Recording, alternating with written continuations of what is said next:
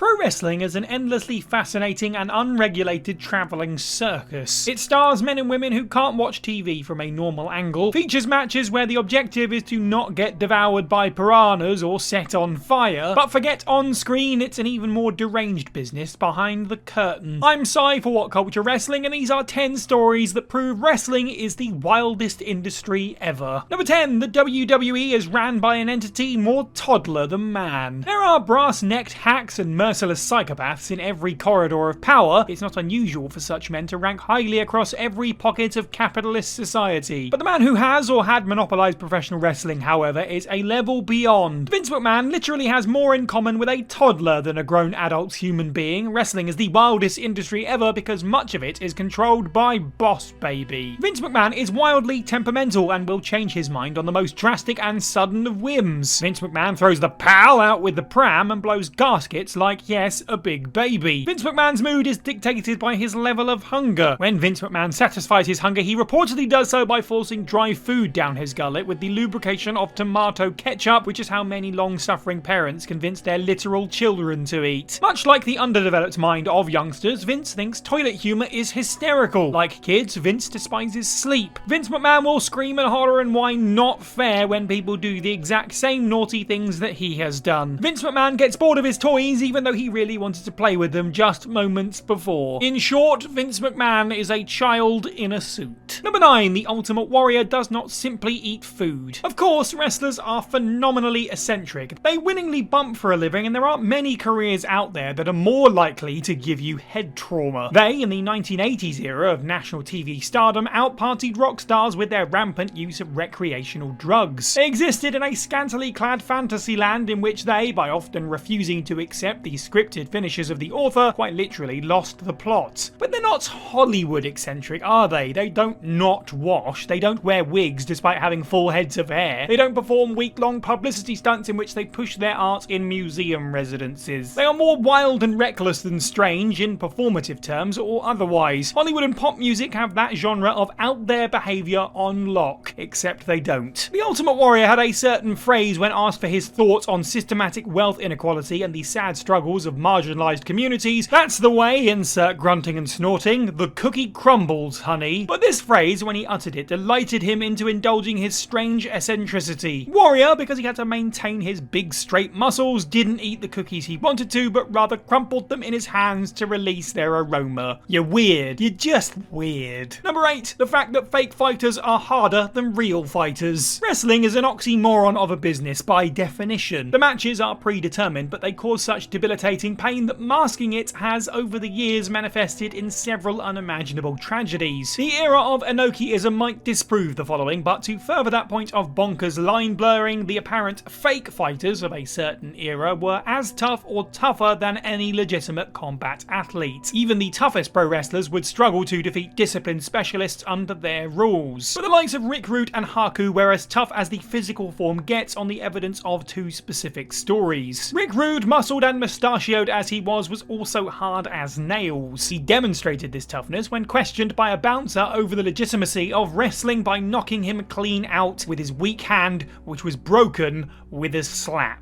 Haku, meanwhile, was so legendarily hard that he apparently bit a man's nose off. And why did he do it? Again, because somebody said wrestling isn't real. So basically, be careful who you say that phrase to. Number 7. Dedication to the craft. Don Callis, when paired with Kenny Omega, put over the Cleaners' Manitoba upbringing, and it works as a delusional heel bit and a measure of its actual metal. Omega plays a crazed caricature of a pro wrestler who happens to be a super athlete. He's a dork who can concuss his opponent with a single knee strike. The tales of his training on the tundras gets over because he's a very theatrical performer, and Callis, selling fantasy as reality without flinching, is eye-rolling in his bluster. But an excerpt from Edge's autobiography reveals that the wilderness of the area really is that severe. In it, he regaled readers of the Winter Death Tour. To make even a semblance of a name for himself, he had to traverse the icy lakes in ink-black darkness to make what few towns comprised the scene, and he revealed that he came not far away from dying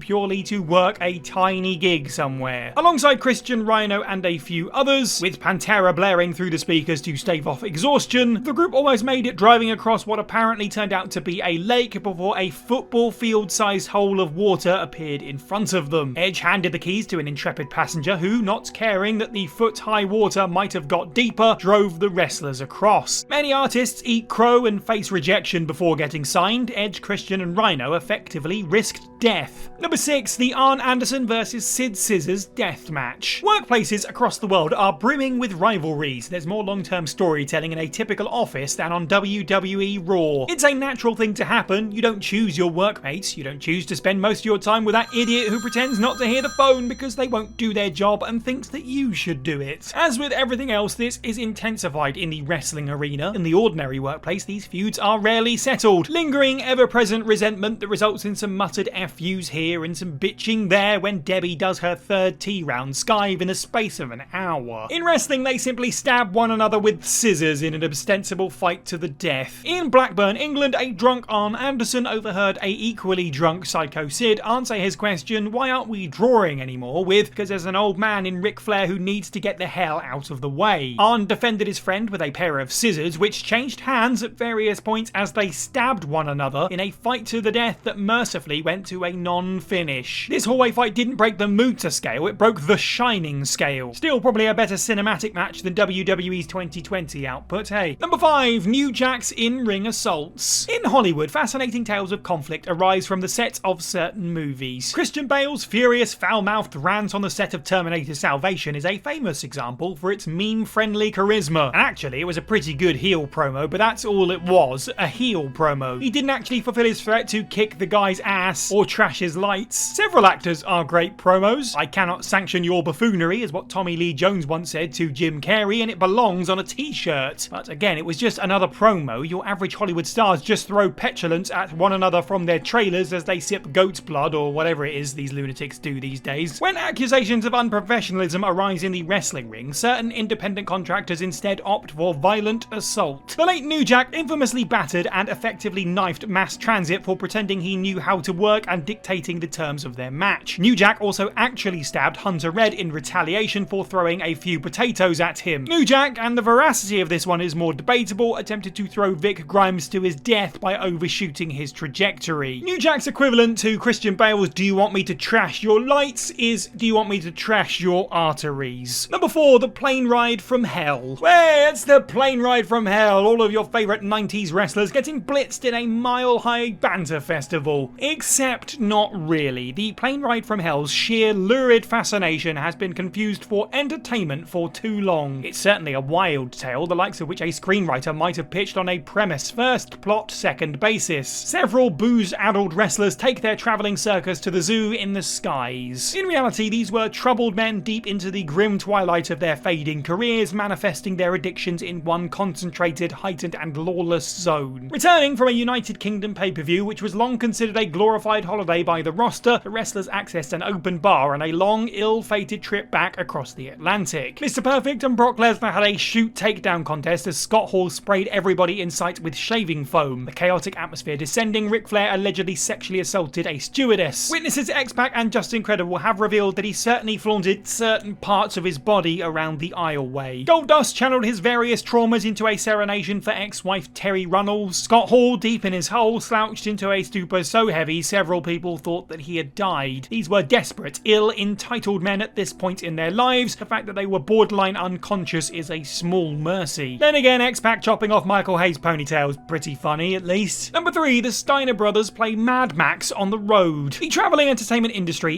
is or was a demented game, a fantasy land in which wild men obtained through their celebrity a license to do virtually anything they wanted. Drugs, booze, inserting aquatic gill-bearing animals into orifices, and so on. The pro wrestlers of the 80s and 90s did all of this, but were in fact so wild that they could not contain their insanity to the hotel rooms after the show. The road wasn't for sleeping, it wasn't even for travelling. It was another playground for men that never grew up in the traditional way. Sting and the Steiner Brothers used to play a game on those late 80s midnight car rides. Sting drove at preposterous speeds at the sight of a fellow wrestler's car. Scott would assist his brother Rick in climbing out of the window, opening the moving car door in the parallel lane, and attempting to remove the terrified passenger. In one legendary round of this deadly game, Paul Heyman had the good sense to lock his door. This just pissed the Steiners off though, who responded by hucking a watermelon at the windshield. Sting's current protege Darby Allin at least has the sense to only put himself in danger most of the time. Number 2, the Montreal screwjob. You're probably about as bored hearing about this as I am about talking about it, but approached through the perspective of how bonkers it is, it really is an incredible series of events. Because pro wrestling is predetermined and certain top stars don't wish to appear like losers, a booker is at the mercy of ego, or at least they were anyway. And with major competition abound, the WWF wrestlers of 1997 actually had sway in their creative direction, such as Bret Hart, but nonetheless Vince McMahon and the Clique said no to the loyal servant at Survivor Series 97